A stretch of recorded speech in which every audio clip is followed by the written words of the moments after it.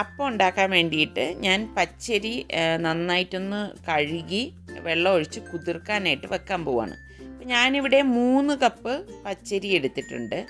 അപ്പോൾ അത് 2 മണിക്കൂർ നമ്മൾ കുതിർക്കണം. 2 മണിക്കൂറിന് ശേഷം ഇതുപോലെ മിക്സിയുടെ ജാറിലേക്ക് ഇട്ടിട്ട് ഇതുപോലെ കുറച്ച് വെള്ളം, അത് കയ്യിൽ കുറച്ച് വെള്ളം ഒഴിച്ചിട്ടാണ് നമ്മളിത് അരച്ചെടുക്കുന്നത്. സാധാരണ അപ്പം പോലെ അത്രയും ലൂസാക്കി നമ്മളിത് അരയ്ക്കത്തില്ല, കുറച്ച് കട്ടിക്കാണ് അരച്ചെടുക്കുന്നത്. അരച്ചെടുത്തൊരു പാത്രത്തിലേക്ക് മാറ്റിയ ശേഷം രണ്ടാമത്തെ ബാച്ചും ഞാൻ ഇതുപോലെ മിക്സിയുടെ ജാറിലേക്ക് ഇട്ടിട്ട് വെള്ളം ഒഴിച്ച് പാകത്തിനുള്ള ഉപ്പും കൂടി ഇട്ടിട്ട് ഒന്ന് അരച്ചെടുക്കുകയാണ്. അപ്പം ഇതും നന്നായിട്ടൊന്ന് അരച്ചെടുത്ത ശേഷം ഞാനിതിലേക്ക് ഒഴിച്ചു കൊടുക്കുകയാണ്. ഇനി നമുക്ക് വേണ്ടത് സാധാരണ അപ്പത്തിലതുപോലെ തന്നെ തേങ്ങയാണ്. അപ്പം ഈ അപ്പത്തിൽ ഞാനിവിടെ അരമുറി തേങ്ങ എടുത്തിട്ടുണ്ട്. ഇതിലേക്ക് ഞാൻ കുറച്ച് വെള്ളം ഒഴിച്ച് 1 ടേബിൾ സ്പൂണോളം പഞ്ചസാരയും കൂടി ഇട്ടിട്ടാണ് അരച്ചെടുക്കുന്നത്. അപ്പോൾ സാധാരണ പോലെ നമ്മൾ ഈസ്റ്റോ സോഡാപ്പൊടിയോ ഒന്നും ഇതിലേക്ക് ചേർക്കുന്നില്ല. അതിന് പകരമായിട്ട് നമ്മൾ ഇഡ്ഡലി മാവ് ബാക്കിയുണ്ടെങ്കിൽ ഇതുപോലെ 1 സ്പൂൺ മാത്രമേ ഇതിലേക്ക് ചേർത്ത് കൊടുക്കാവൂ കേട്ടോ. എന്നിട്ട് നന്നായിട്ടൊന്ന് ഇളക്കിയിട്ട് പാത്രം മൂടി മാറ്റി വെക്കുകയാണ് ചെയ്യുന്നത്. ഇപ്പോൾ സമയം വൈകുന്നേരം 7:45 മണിയാണ്. ഞാൻ നിസ്സാരക്കായി മാത്രം റോഡൊക്കെ ജനമായിട്ട് നല്ല രസമുണ്ട് ഇങ്ങനെ പോവാൻ അല്ലേ. അപ്പോൾ എന്തായാലും പുറത്തേക്ക് ഇറങ്ങിയതല്ലേ, വെസ്റ്റ് സൈഡിൽ ഒന്ന് കയറാമെന്ന് വിചാരിച്ചു. അപ്പം നല്ല കളക്ഷനൊക്കെ ഉണ്ടെങ്കിൽ എടുക്കാമെന്ന് കരുതി. അപ്പം രാത്രി ആയതുകൊണ്ട് തന്നെ അധികം തിരക്കൊന്നുമില്ല. അപ്പം തിരക്കില്ലാത്ത സമയമാണ് എനിക്കിതുപോലെ ഡ്രസ്സൊക്കെ നോക്കാൻ ഇഷ്ടം. കാരണം നമുക്ക് തിരക്കിൻ്റെ ഇടയിൽ നോക്കുന്നതിനേക്കാളും ഇതാവുമ്പോൾ ഫ്രീ ആയിട്ട് നമുക്കിഷ്ടമുള്ളത് സെലക്ട് ചെയ്യാം. പിന്നെ എനിക്ക് ഇതുപോലെയുള്ള ഐറ്റംസൊക്കെ കാണാനാണ് ഭയങ്കര ഇഷ്ടം കേട്ടോ. ഡ്രസ്സ് എടുക്കാൻ വന്നാലും ഞാൻ ആദ്യം ഓടിയെത്തുന്നത് ഇതൊക്കെ ഒന്ന് കാണാൻ വേണ്ടിയിട്ടാണ്.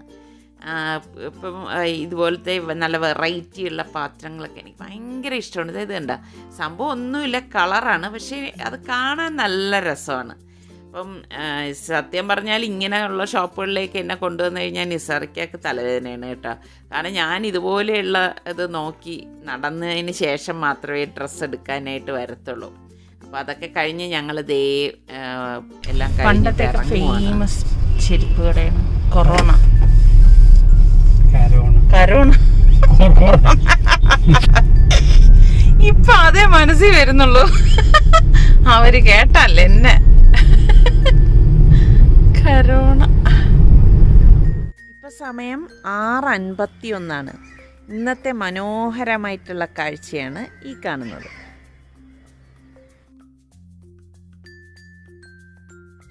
രാവിലത്തെ മറ്റ് കാഴ്ചകളാണ്. പത്രമിടുന്ന ആൾ പത്രമിടുന്നു, പാൽക്കാരൻ പാലും കൊണ്ടുവരുന്നു, മീൻകാരൻ മീനും കൊണ്ടുവരുന്നു. ഇതൊക്കെ കാണാൻ നല്ല രസമാണ് കേട്ടോ. അപ്പോൾ അതേ നമ്മളുടെ അപ്പത്തിൻ്റെ മാവ് ഞാൻ അടുക്കളയിലേക്ക് വന്നു, ഇളക്കി കൊടുക്കുകയാണ്. ഇതാണ് പരുവം. ഇപ്പോൾ കണ്ടോ, നല്ല ഒരു നല്ല സോഫ്റ്റായിട്ട് വന്നിരിക്കുകയാണ്. അപ്പോൾ ഇത് ഞാൻ പാൻ ചൂടാക്കിയിട്ട് ഇങ്ങനെ ഒരു തവി മാവ് ഇങ്ങനെ കോരി ഒഴിച്ചിട്ട് മൂടിക്കൊടുക്കും. അത് നമ്മൾ പരത്തെ ഒന്നും ചെയ്യത്തില്ല കേട്ടോ.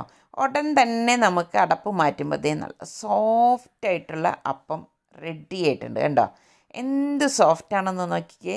നല്ല ടേസ്റ്റാണ് കേട്ടോ ഈ ഒരു അപ്പം.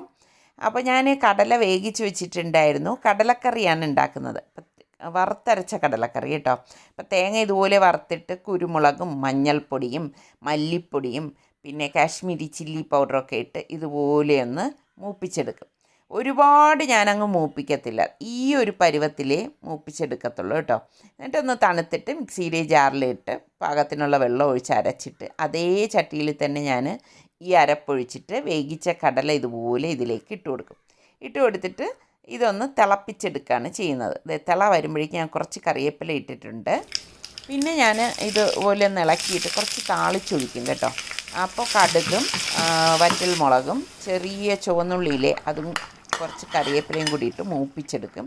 ഈ മൂപ്പിച്ചതിനെ ഞാൻ ഇതുപോലെ കറിയിലേക്ക് ഇട്ടിട്ട് ഇതുപോലെ താളിച്ചത് ഒഴിച്ചിറക്കുകയാണ് ചെയ്യുന്നത്. അപ്പോൾ ഈ സമയം കൊണ്ട് തന്നെ ഞാൻ അപ്പം ചുട്ടുകൊണ്ടിരിക്കുകയാണ്. അപ്പോൾ എല്ലാവർക്കും ഒരേ സമയം കഴിക്കാൻ വേണ്ടിയിട്ട് ഞാൻ പെട്ടെന്ന് എല്ലാം റെഡിയാക്കി എടുക്കണം കേട്ടോ. നല്ല സോഫ്റ്റ് അപ്പമാണേ. അപ്പോൾ ഇങ്ങനെ ട്രൈ ചെയ്യാത്തവരൊന്ന് ട്രൈ ചെയ്ത് നോക്കണം കേട്ടോ. നല്ല ടേസ്റ്റ് അപ്പമാണിത്. അപ്പം ഞാൻ ആ സമയം തന്നെ നമുക്കുള്ള ചായയ്ക്കും ഇവിടെ ഇവർക്കുള്ള പാലും ഒക്കെ വച്ചിരിക്കുകയാണ്. ഇവർക്ക് ബൂസ്റ്റ്, ചില സമയം ബൂസ്റ്റാണ് ഇഷ്ടം, ചില സമയം ഹോർലിക്സാണ് ഇഷ്ടം. ഇന്നിപ്പോൾ ഞാൻ നമുക്കുള്ള ചായ എടുത്ത ശേഷം ഇവർക്ക് ബൂസ്റ്റാണ് എടുക്കുന്നത്. അപ്പോൾ പലഹാരമൊക്കെ ഇവിടെ റെഡി ആയിട്ടുണ്ട്. അപ്പം നമ്മൾ കഴിക്കാനായിട്ട് പോവാണ്. അപ്പോൾ ഇന്നിപ്പം ഇവരുടെ ക്ലാസ് കുറച്ച് ലേറ്റായിട്ടാണുള്ളത്. അതുകൊണ്ട് എല്ലാവരും ഒരുമിച്ചിരുന്ന് ഭക്ഷണം കഴിക്കുകയാണ്. ഞാൻ എപ്പോഴും പറയുന്നത് പോലെ നമ്മൾ വീട്ടിലുള്ള അംഗങ്ങളെല്ലാവരും ഒരുമിച്ചിരുന്ന് കഴിക്കുമ്പോൾ ഒരു പ്രത്യേക സന്തോഷമാണ് കേട്ടോ. എനിക്ക് അങ്ങനെയാണ് ഫീൽ ചെയ്യുന്നത്. അപ്പോൾ അപ്പവും നല്ല കടലക്കറി, വറുത്തരച്ച കടലക്കറിയും നല്ല കോമ്പിനേഷനാണ് കേട്ടോ. അപ്പം നിങ്ങൾക്കൊക്കെ ഈ അപ്പത്തിൻ്റെ കൂടെ ഏത് കോമ്പിനേഷനാണ് ഇഷ്ടം എന്നൊന്ന് പറയണേ. ചുമ്മാ ഒരു രസത്തിനാണ് ഞാൻ ഇങ്ങനെയൊക്കെ ചോദിക്കുന്നത് കേട്ടോ. ഞങ്ങളിതൊക്കെ കഴിഞ്ഞിട്ട് സൈറ്റിലേക്ക് പോയപ്പോഴേക്ക് നിസാർക്കൊക്കെ അവിടെ കരിക്ക് കണ്ടപ്പോൾ കരിക്ക് കുടിക്കാൻ ഒരു കൊതി. അപ്പോൾ ലക്കൻ പറഞ്ഞു അവന് തെങ്ങ് കയറാൻ അറിയാം, അവൻ കയറി കരിക്കിട്ട് തരാമെന്ന് പറഞ്ഞിട്ട് കയറിയിട്ട് കരിക്കിട്ട് തരാണ്. നിസാർക്ക് ഇവിടെ കിടന്ന് വിളിക്കുന്നുണ്ട്, ലക്ക താഴെ വാ താഴെ വാന്ന്. അവനെവിടെ കേൾക്കാൻ, അവൻ ആ കരിക്കൊക്കെ ഇട്ടിട്ടാണ് ഇതേ താഴെ ഇങ്ങനെ ചെയ്ത് വരുവാണ്.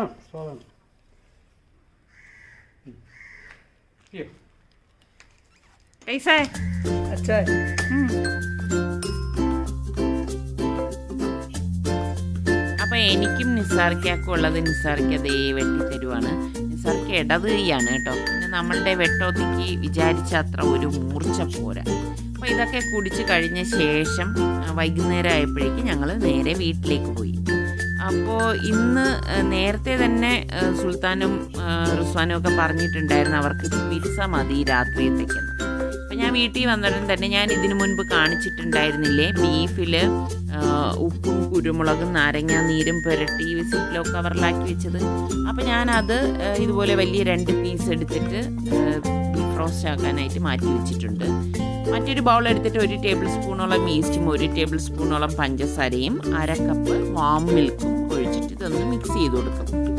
അപ്പോൾ വാം മിൽക്ക് എന്ന് പറയുമ്പോൾ ചെറു ചൂട് പാൽ തന്നെ ഒഴിക്കണം, എങ്കിലേ ഈസ്റ്റ് ആക്റ്റീവ് ആകത്തുള്ളൂ. 5 മിനിറ്റ് കഴിഞ്ഞ് നമ്മൾ നോക്കുമ്പോഴേക്ക് ഈസ്റ്റ് ഇത് ഇവിടെ പൊങ്ങി വന്നിട്ടുണ്ട്. ഇത് കറക്റ്റ് പരുവത്തിനാണ് ആയിട്ടുള്ളത്. അപ്പോൾ അതൊന്ന് ഇളക്കി മാറ്റി വെക്കും. പിന്നെ നമുക്ക് വേണ്ട ബട്ടറാണ്. 50 ഗ്രാം ബട്ടർ ഞാനിത് ഒന്ന് മെൽറ്റ് ചെയ്തെടുക്കുകയാണ്. ഓവറായിട്ട് ഹീറ്റ് ആവേണ്ട കാര്യമില്ല കേട്ടോ. പിന്നെ ഒരു ബൗൾ എടുത്തിട്ട് 3 കപ്പ് മൈദാമാവ് ഇട്ട് കൊടുക്കണം. മൈദാമാവിന് വരെ നമുക്ക് ഗോതമ്പ് മാവും എടുക്കാം. എന്നിട്ട് ഇതിലേക്ക് 1 ടേബിൾ സ്പൂണോളം ഒറിഗാനയും 1 ടേബിൾ സ്പൂണോളം ചില്ലി ഫ്ലേക്സും പാകത്തിനുള്ള ഉപ്പും.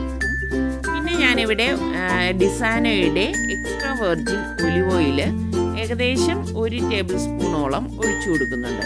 അപ്പോൾ ഇതൊക്കെ ഇടുമ്പോഴാണ് ഇത് ഈ ഒരു പിസ്സയ്ക്ക് ടേസ്റ്റ് വരുന്നത് കേട്ടോ. പിന്നെ നമ്മൾ മെൽറ്റ് ചെയ്ത ബട്ടറും ഈ പൊങ്ങി വന്ന ഈസ്റ്റിൻ്റെ കൂട്ടും കൂടി ഇതിലേക്ക് ഇട്ടിട്ട് നമ്മൾ എല്ലാം കൂട്ടിയിട്ട് നന്നായിട്ടൊന്ന് കുഴച്ചു കൊടുക്കണം. അപ്പോൾ ഈ സമയത്ത് നമ്മൾ വെള്ളം ചേർക്കരുത്. നല്ലതുപോലെ കുഴച്ച് മിക്സ് ചെയ്ത ശേഷം ഞാൻ ഈസ്റ്റിൻ്റെ ബൗളിൽ തന്നെ കുറച്ച് 1/4 കപ്പ് വെള്ളം എടുത്തിട്ടുണ്ട്. വെള്ളം കുറേശ്ശെ ഒഴിച്ചിട്ട് നന്നായിട്ട് ഇത് കുഴച്ചെടുക്കണം. നമ്മൾ ചപ്പാത്തിക്കൊക്കെ കുഴച്ചെടുക്കത്തില്ലേ, അതുപോലെ വേണം നമ്മളിത് കുഴച്ചെടുക്കാൻ. നല്ലതുപോലെ ഇത് കുഴക്കണം കേട്ടോ, എങ്കിലേ ആ ഒരു ടേസ്റ്റ് കിട്ടത്തുള്ളൂ. പിന്നെ ഞാൻ ഇതേ ഒലിവ് ഓയിൽ തന്നെ ഇതിൻ്റെ മീതെ ഏകദേശം 1 ടീസ്പൂണോളം ഇതുപോലെ ഇട്ടിട്ട് ഇങ്ങനെ ഒന്നും കൂടി ജസ്റ്റ് ഒന്ന് അതിൻ്റെ പുറത്തെല്ലാം ഒന്ന് തടവിയിട്ട് അടച്ച് മാറ്റി വെക്കും. അപ്പോൾ ഈ സമയം നമ്മളുടെ ബീഫ് ഇവിടെ ഡീപ് റോസ്റ്റ് ആയിട്ടുണ്ട്. ഇതിലേക്ക് ഞാൻ ചില്ലി ഫ്ലേക്സും ഗരം മസാലയും കുറച്ച് സോയാ സോസും ഇത്രയും മാത്രമേ ഞാൻ ഇതിലേക്ക് ചേർക്കുന്നുള്ളൂ കേട്ടോ. ഓൾറെഡി ഇത് നമ്മൾ കുരുമുളകും നാരങ്ങാ നീരും ഉപ്പും ചേർത്ത് വെച്ചിരിക്കുന്ന ഒരു ബീഫിൻ്റെ സ്ലൈസാണിത്. അപ്പം ഞാനിവിടെ ഒലിവ് ഓയിലാണ് എടുത്തിരിക്കുന്നത്. ഒലിവ് ഓയിൽ ഇതുപോലെ കുക്കിംഗ് ഒലിവ് ഓയിൽ ഇതുപോലെ പാനിലേക്ക് ഒഴിച്ചിട്ട് ചുറ്റിച്ചിട്ട് ചൂടാവുമ്പോഴേക്ക് നമ്മൾ ഈ റെഡിയാക്കി വെച്ചിരിക്കുന്ന ഈ ബീഫ് ഇതുപോലെ ഇട്ടിട്ട് ഫ്രൈ ചെയ്തെടുക്കുകയാണ് ചെയ്യുന്നത്. അപ്പോൾ ഫ്ലെയിം കുറച്ചിട്ട് തിരിച്ചും മറിച്ചും ഇട്ടിട്ട് നന്നായിട്ടൊന്ന് ഫ്രൈ ചെയ്തെടുക്കണം. അപ്പോൾ ഇടയ്ക്കിടയ്ക്ക് ഇതുപോലെ ഒന്ന് തിരിച്ചിട്ട് കൊടുക്കണം കേട്ടോ. വീണ്ടും നമ്മൾ ഒന്ന് റെഡി ആകുമ്പോഴേക്ക് വീണ്ടും ഒന്ന് മറിച്ചിട്ട് കൊടുക്കും. ഇങ്ങനെ ഒരു 5-6 പ്രാവശ്യം നമ്മൾ തിരിച്ചും മറിച്ചും ഇട്ട് നല്ലതുപോലെ അതങ്ങ് ഫ്രൈ ആക്കി എടുക്കുകയാണ് ചെയ്യുന്നത്. ഈ പിസ്സയ്ക്ക് വേണ്ടിയിട്ട് ഞാൻ ഇവിടെ 3 കളർ ക്യാപ്സിക്കവും പിന്നെ ഡിസാനോയുടെ പാസ്ത ആൻഡ് പിസ്സ സോസും എടുത്തിട്ടുണ്ട്. ഈ സോസിൽ തന്നെ എല്ലാം അടങ്ങിയിട്ടുണ്ട് കേട്ടോ. അപ്പോൾ നമ്മളുടെ ബീഫ് ഇതേ ഇവിടെ ഫ്രൈ ആയിട്ട് വന്നിട്ടുണ്ട്. അപ്പോൾ അതേ ഇതുപോലെ ഫ്രൈ ആയി കിട്ടണം കേട്ടോ. ഇതുപോലെ തിരിച്ച് മറിച്ച് വിട്ട് എടുത്താൽ മതി. അപ്പോൾ ഞാൻ ബേക്ക് ചെയ്യേണ്ട ട്രേയിലേക്ക് കുറച്ച് ഒലിവ് ഓയിൽ ഇതുപോലെ ഒഴിച്ചിട്ടൊന്ന് ബ്രഷ് ചെയ്ത് കൊടുക്കും. ഫുള്ളായിട്ട് ആ ട്രേയിൽ ഞാൻ ബ്രഷ് ചെയ്തെടുക്കുകയാണ് ചെയ്യുന്നത് കേട്ടോ. അപ്പോൾ നമ്മളുടെ മാവ് ദേ ഇവിടെ പൊങ്ങി വന്നിട്ടുണ്ട്. അപ്പോൾ അത് ഒന്നും കൂടി ഒന്ന് നന്നായിട്ടൊന്ന് കുഴച്ചെടുക്കണം. ഇതുപോലെ കുഴച്ചെടുത്ത ശേഷം നമുക്ക് ഈ ഓയിൽ പുരട്ടി വെച്ചിരിക്കുന്ന ട്രേയിലേക്ക് വെച്ചിട്ട് ഇതൊന്ന് ലെവൽ ചെയ്ത് കൊടുക്കാം. ഒരു റെക്റ്റാങ്കിൾ ഷേപ്പിലാണ് ഞാനിതിവിടെ റെഡിയാക്കുന്നത് കേട്ടോ. ഇതുപോലെ വേണം ആക്കിയെടുത്ത ശേഷം ഒരു ഫോർക്ക് കൊണ്ട് ഇതുപോലെ ഒന്ന് കുത്തി കൊടുക്കണം. എല്ലായിടത്തും ഇതുപോലെ ഫോർക്ക് കൊണ്ട് കുത്തിയെടുക്കണം. അപ്പം ഞാൻ ഓവൻ പ്രീ ഹീറ്റ് ചെയ്യാനായിട്ട് പോവാണ്. നിങ്ങൾ ഗ്യാസ് സ്റ്റോപ്പിൽ വെച്ചാണെങ്കിലും പ്രീ ഹീറ്റ് ചെയ്ത് എടുക്കണം കേട്ടോ.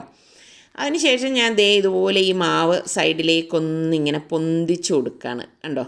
ഇതുപോലെ ഒന്ന് ആക്കി കൊടുക്കും. അപ്പോൾ നമ്മളുടെ പാസ്ത ആൻഡ് പിസ്സ സോസ് ഞാൻ ഇതിലേക്ക് ഇട്ട് കൊടുക്കുകയാണ്. ഈ ഒരു സോസിൻ്റെ പ്രത്യേകത എന്ന് പറയുമ്പോൾ നമ്മൾ അഡീഷണലായിട്ട് ഇനി ഇതിലേക്ക് ഒറിഗാനോയും ചില്ലി ഫ്ലേക്സും ഒന്നും ചേർക്കേണ്ട ആവശ്യമില്ല. എല്ലാം ഈ സോസിൽ തന്നെ ഉണ്ട് കേട്ടോ. നല്ല സോസാണിത്. ഇത് നിങ്ങൾക്ക് കാണുമ്പോൾ തന്നെ മനസ്സിലാവും. ഇതുപോലെ എല്ലായിടത്തും എത്തത്തക്ക രീതിയിൽ നന്നായിട്ടൊന്ന് ഇതുപോലെ ഒന്ന് തേച്ച് കൊടുക്കണം. അപ്പോൾ ഞാൻ സോസ് ഇവിടെ ഫുള്ളായിട്ട് എല്ലായിടത്തും ഇതുപോലെ തേച്ച് കൊടുക്കുകയാണ്. ശരിക്കും നല്ല ടേസ്റ്റാണ് കേട്ടോ ഈ ഒരു സോസിൽ നമ്മൾ തയ്യാറാക്കി എടുക്കുമ്പോഴേക്ക്. അപ്പോൾ ഞാൻ ദേ ഇവിടെ എല്ലാം റെഡിയാക്കി എടുത്തിട്ടുണ്ട്. പിന്നെ നമ്മൾ ഫ്രൈ ചെയ്തെടുത്ത ബീഫിൻ്റെ പീസ് ഇതുപോലെ കട്ടിംഗ് ബോർഡിലേക്ക് വെച്ചിട്ട് ചെറിയ ചെറിയ പീസായിട്ട് കട്ട് ചെയ്തെടുക്കും. ഇങ്ങനെ കട്ട് ചെയ്തെടുക്കുമ്പം നമ്മൾ പിസ്സ കഴിക്കുന്ന സമയത്ത് നമുക്കിങ്ങനെ കടിക്കാനായിട്ട് കിട്ടും. അപ്പോൾ നല്ല ടേസ്റ്റാണ്. പിന്നെ ഇതിൽ ഓവറായിട്ട് മസാലയൊന്നും ചേർത്തിട്ടില്ല, അതുകൊണ്ട് തന്നെ പ്രത്യേക ടേസ്റ്റാണ് കേട്ടോ. എന്നിട്ട് ഞാൻ ഇതുപോലെ ഈ പിസ്സ സോസ് ബ്രഷ് ചെയ്തതിന് മുകളിലേക്ക് ഇതുപോലെ ഒന്ന് ലെവൽ ചെയ്ത് കൊടുക്കും. പിന്നെ ഞാനിവിടെ ക്യാപ്സിക്കത്തിനൊപ്പം ഒരു സവാള ചെറുതായിട്ടൊന്ന് ഇതുപോലെ സ്ലൈസ് ചെയ്ത് എടുത്തിട്ടുണ്ട്. ഇതുപോലെ കളറിലുള്ള ക്യാപ്സിക്കം എടുത്താൽ നല്ല ഭംഗിയായിരിക്കും. അതും സവാള റൗണ്ട് ചെയ്തതും കൂടി ഇതുപോലെ വയ്ക്കും. വേറൊന്നും ഞാൻ ഇതിലേക്ക് ചേർത്തിട്ടില്ല. പിന്നെ മൊസറല്ല ചീസ് ഇതുപോലെ ഗ്രേറ്റ് ചെയ്തിട്ട് കൊടുക്കും. അപ്പോൾ ഇത്രയും ഇൻഗ്രീഡിയൻസേ ഞാൻ ഇതിലേക്ക് ചേർത്തിട്ടുള്ളൂ കേട്ടോ. ഇനി നമുക്കിത് പ്രീ ഹീറ്റ് ചെയ്ത ഓവനിലേക്ക് വെച്ചിട്ട് ബേക്ക് ചെയ്തെടുക്കാം. ഞാനിവിടെ 25 മിനിറ്റാണ് ബേക്ക് ചെയ്യാനായിട്ട് പോകുന്നത്. പിന്നെ ഓരോരുത്തരുടെ ഓവനെ ഡിപ്പെൻഡ് ചെയ്തിരിക്കും ബേക്കിംഗ് ടൈം എന്ന് പറയുന്നത്. അപ്പോൾ നമ്മൾ പാനിലാണ് തയ്യാറാക്കുന്നതെങ്കിൽ നമ്മളുടെ ആ പാനിൻ്റെ സൈസ് അനുസരിച്ചിരിക്കും അത് റെഡിയാവുന്ന നേരം കേട്ടോ. ഇപ്പോൾ 25 മിനിറ്റ് ഇവിടെ കഴിഞ്ഞപ്പോഴേക്ക് ഞാൻ ഓവനിൽ നിന്ന് ഇത് പുറത്തേക്ക് എടുക്കുകയാണ്. നല്ല അടിപൊളി മണമാണ് കേട്ടോ, സൂപ്പർ മണമാണ് വരുന്നത്. അപ്പോൾ നമ്മളുടെ പിസ്സ ഇവിടെ റെഡി ആയിട്ടുണ്ട്. അപ്പോൾ ഇത് ഞാനിപ്പോൾ ഈ ട്രേയിൽ നിന്ന് മാറ്റിയിട്ടാണ് ഇത് കട്ട് ചെയ്യാൻ പോകുന്നത് കേട്ടോ. അപ്പോൾ സൂപ്പർ മണമാണ് കേട്ടോ. ശരിക്കും ആ ഒരു സോസ് മാത്രം മതി നമുക്ക് ഇതുപോലെ ക്യാപ്സിക്കവും കൂടി ഉണ്ടെങ്കിൽ അടിപൊളി പിസ്സ തയ്യാറാക്കി എടുക്കാം കേട്ടോ. അപ്പം ഞാൻ ഇതിവിടെ കട്ട് ചെയ്തെടുക്കുകയാണ്. റെക്റ്റാങ്കിൾ ആയതുകൊണ്ട് തന്നെ ഞാൻ ഈ ഒരു ഷേപ്പിലാണ് കട്ട് ചെയ്തെടുക്കുന്നത്. കണ്ടോ, അടിപൊളി പിസ്സയാണ്. നിങ്ങൾക്ക് കാണുമ്പോൾ തന്നെ മനസ്സിലാവും. അപ്പോൾ ഉണ്ടാക്കാത്തവരുണ്ടാക്കി നോക്കിയിട്ട് എങ്ങനെയുണ്ടെന്ന് എനിക്ക് ഫീഡ്ബാക്ക് തരണം കേട്ടോ. അതുപോലെ തന്നെ നമ്മളുടെ സലു കിച്ചൻ സബ്സ്ക്രൈബ് ചെയ്യാത്തവരുണ്ടെങ്കിൽ സബ്സ്ക്രൈബ് ചെയ്യാനും ലിങ്ക് ഷെയർ ചെയ്യാനും ഒന്നും മറന്നു വരുതേ. പിന്നെ നമ്മളുടെ ഇൻസ്റ്റയും ഫേസ്ബുക്ക് പേജും ഒക്കെ ഫോളോ ചെയ്യാത്തവരൊന്ന് ഫോളോ ചെയ്തേക്കണേ. അപ്പോൾ ഇതാണ് നമ്മളുടെ അടിപൊളി പിസ്സ. അപ്പോൾ ഇനി അടിപൊളി റെസിപ്പിയോ വ്ളോഗോ ആയിട്ടൊക്കെ വരുന്നത് വരെ എല്ലാവർക്കും